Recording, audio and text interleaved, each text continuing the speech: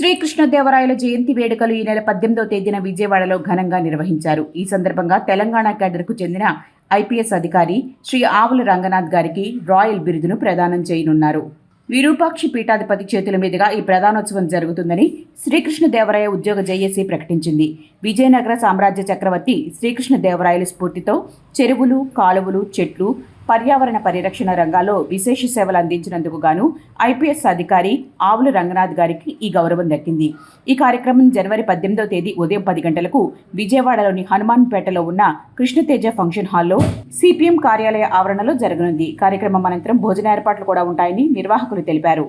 రాష్ట్రంలో శ్రీకృష్ణదేవరాయల పరంపరంగా వచ్చే ఉద్యోగ సంఘాలు, టీచర్సు, పెన్షనర్సు, సివిల్ సర్వెంట్సు అందరూ కలిసి శ్రీకృష్ణదేవరాయల జయంతిని జరపాలనేది ఇందులో ఉన్న ముఖ్య ఉద్దేశం.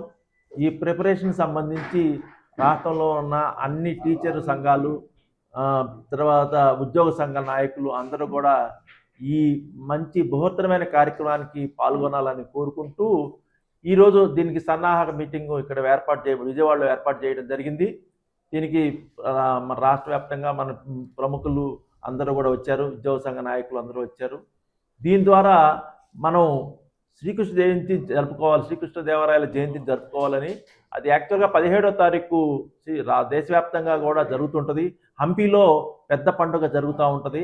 4 రాష్ట్రాలకు సంబంధించిన ఉద్యోగ సంఘాల నాయకులు అందరూ కూడా అక్కడ పెద్ద ఎత్తున జరుగుతూ ఉంటుంది. అయితే మనకి సమయాభావం వలన కానీ ఆదివారం అయితే బాగుంటుందనే ఉద్దేశంతో మరి జనవరి 18వ తారీఖు నాడు విజయవాడలో ఈ కార్యక్రమం నిర్వహించాలని పెద్దలందరూ పక్షాన నిర్ణయం చేయడం జరిగింది. ఆ సందర్భంగా మన రాయల గారి వంశంలో అత్యున్నతమైన సేవలు అందిస్తున్న పోలీస్ డిపార్ట్మెంట్లో శ్రీ ఆవుల రంగనాథ్ ఐపీఎస్ గారిని రాయల్ బిరుదు ఇచ్చి సన్మానం చేయాలని, ఆయన యొక్క విశేషమైన సేవలకు గాను ఆ రోజు రాయల్ గారు, శ్రీ విజయనగర సామ్రాజ్యాధిపతి అయిన రాయల్ గారు చెరువులు, రోడ్లు, చెట్లు వీటి మీద చాలా ఎక్కువ కార్యక్రమాలు చేశారు. అదే ఈనాడు తెలంగాణలో కూడా శ్రీ రంగనాథ్ గారు చాలా విశేషమైన కృషి చేస్తున్నారు. ఆయన్ని ఆ అంశంలో ఉన్నాడు కాబట్టే ఈ కార్యక్రమాలు చేస్తున్నారనేది మేము అందరం కూడా నమ్ముతున్నాం. కాబట్టి అత్యంత విలువైన నిజాయితీపరుడు, మనసున్న మనిషి అయిన శ్రీ రంగనాథ్ గారిని శ్రీకృష్ణదేవరాయల గారి పీఠం, విరూపాక్ష పీఠం అనేది శ్రీకృష్ణదేవరాయలు ఆ రోజునాడు ఏర్పాటు చేశారు.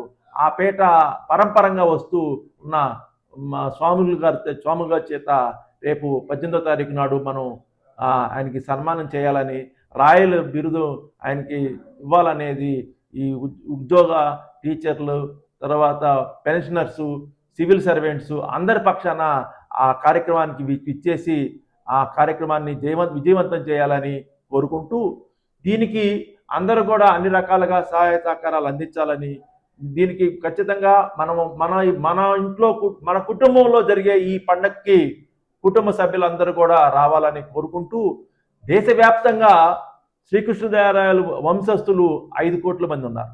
అందులోనే దక్షిణ భారతదేశంలో 4.5 కోట్ల మంది ప్రజలు ఆయన పరంపరంగా ఉన్నాం. అదేవిధంగా ఉద్యోగాల్లో కూడా దేశవ్యాప్తంగా కూడా 5 లక్షల మంది ఉంటే 4 లక్షల మంది ఒక దక్షిణ భారతదేశంలోనే ఉన్నారు. దాంట్లో ప్రభుత్వ ఉద్యోగులు 2.5 లక్షల పైగా ప్రభుత్వ ఉద్యోగులు రాయల్ వంశస్థులు ఉన్నారని చెప్పడానికి సగర్వంగా సంతోషపడుతున్నాం. మిగతా వాళ్ళు ప్రైవేట్ సెక్టర్లో చేస్తున్నారు. ఏదేమైనా దక్షిణ భారతదేశాన్ని మొత్తాన్ని ఏకచక్రాధిపత్యంగా పాలించిన విజయనగర సామ్రాజ్యం యొక్క వారసులుగా మేము ప్రతిరోజు కూడా ఆయన అంశంలో పుట్టామని, ఆయన యొక్క అడుగుజాడల్లో నడవాలనేది మన యొక్క ఆకాంక్ష. సో దాన్ని దృష్టిలో పెట్టుకొని సాంస్కృతికంగా కానీ ఆర్థికంగా కానీ మేము కూడా ఈ కార్యక్రమాలు చేయాలనేది అనుకుంటున్నాం. దీంట్లో కొన్ని డిమాండ్స్ రాష్ట్ర ప్రభుత్వాన్ని కూడా మేము కోరాలని తీర్మానం చేసుకున్నాం. అవేంటంటే, రాష్ట్ర ప్రభుత్వం, కేంద్ర ప్రభుత్వం కూడా శ్రీకృష్ణదేవరాయల జయంతిని అధికారికంగా ప్రకటించాలని, అధికారికంగా దాన్ని నిర్వహించాలనేది మొదటి డిమాండ్.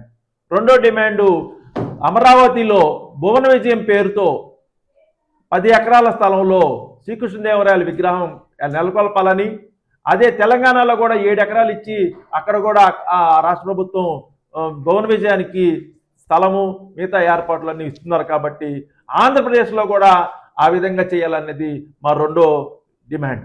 మూడో డిమాండ్, శ్రీకృష్ణదేవరాయలు నాకు తెలిసి భారతదేశం మొత్తం మీద పాలించిన అన్ని రాజుల కన్నా శ్రీకృష్ణదేవరాయల యొక్క పరిపాలనే రోడ్ల మీద రత్నాలు పోసి అమ్మిన అంత ఘనకీర్తి గల రాయల్ గారికి పాఠ్యాంశాల్లో ప్రతి తరగతిలోనూ సోషల్ స్టడీస్లో రాయల్ గారి పాఠం పెట్టాలని, ఆయన యొక్క కీర్తి, ఆయన యొక్క సాంస్కృతిక విలువ ఒక రకంగా చెప్పాలంటే దేశ భాషలందు తెలుగు లెస్స అని చెప్పింది ప్రపంచంలో ఎవరు చెప్పలేదు.